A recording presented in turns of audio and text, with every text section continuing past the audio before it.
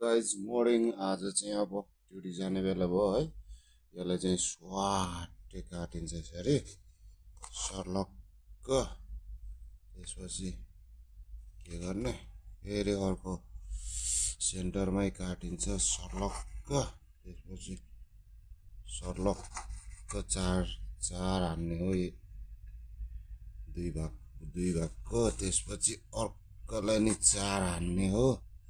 त्यसपछि सर्लक्क फेरि सेन्टरमा कटिङ हानिदिने सर्लक्क। त्यसपछि के गर्ने, साल्ट यानि कि साल्ट हालिदिने हो। साल्टले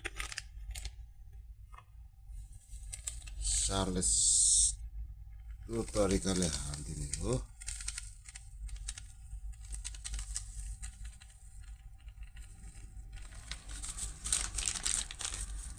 त्यसपछि सर्लक्क